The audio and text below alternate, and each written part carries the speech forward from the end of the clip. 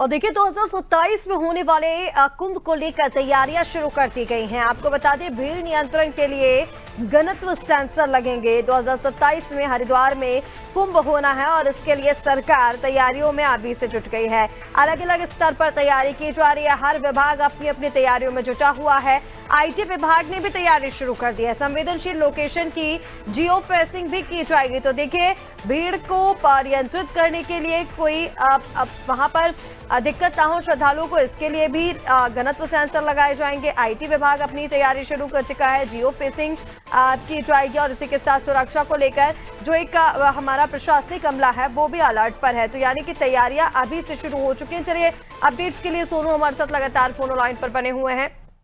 सीधा रुक करते हैं सोनू का। सोनू, कुंभ होने जा रहा है, माफ कीजिए, हरिद्वार में 2027 में, और उसको लेकर तैयारी में हर विभाग अपने अपने स्तर पर जुट चुका है। बताया जा रहा है घनत्व सेंसर लगेंगे, जियो फेंसिंग की जाएगी और सुरक्षा के लिहाज से भी तमाम तैयारियां जो है शुरू हो चुकी हैं। सोनू देखिए ऋषिका, बिल्कुल आपने ठीक कहा। चूंकि एक ग्राउंड जीरो से और शासन सरकार के स्तर तक तैयारियां जो हैं वो शुरू कर दी गई हैं।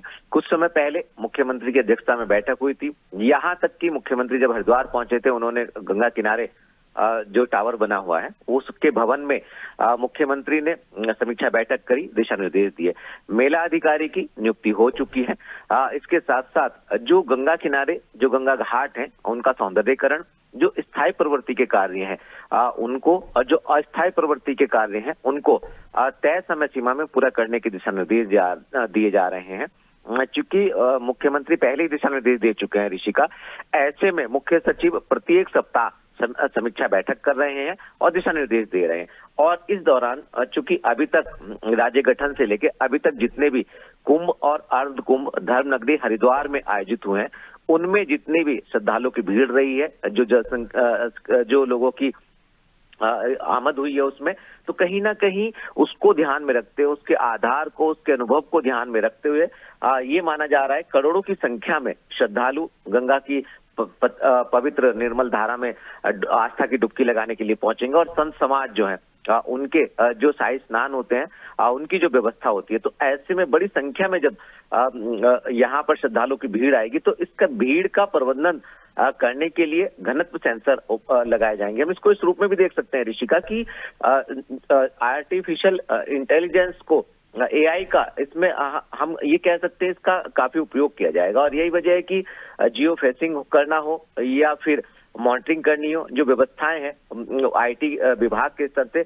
वो इस तरह से व्यवस्थित की जाएंगी कि जैसे ही भीड़ का दायरा बढ़ेगा, जैसे ही लोगों की संख्या बढ़ेगी, जैसे श्रद्धालुओं की संख्या में इजाफा होगा, जो सेंसर लगाए जाएंगे वो अलर्ट देंगे और इस पर जो शासन प्रशासन के तमाम अधिकारी, खुफिया तंत्र, वो पूरी तरह से अलर्ट हो जाएगा। तो कहीं ना कहीं जो बड़ी संख्या में श्रद्धालुओं के रूप में भीड़ उमड़ेगी उसका प्रबंधन तंत्र एआई के माध्यम से भी किया जाएगा, उसका नियंत्रण करने की व्यवस्था की जाएगी।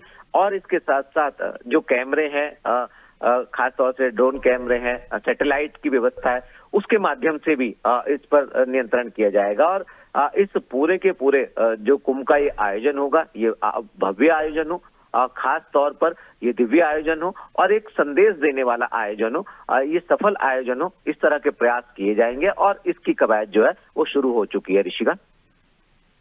बिल्कुल सोनू, तमाम जानकारी के लिए बहुत शुक्रिया आपका। तो देखिए 2027 में हरिद्वार में कुंभ होगा और उसकी जो तैयारियां हैं वो शुरू कर दी गई हैं। भीड़ नियंत्रण के लिए घनत्व सेंसर लगाए जाएंगे, जैसे कि अभी आप सुन रहे थे। आईटी विभाग ने अपनी तैयारी अलग से शुरू कर दी है।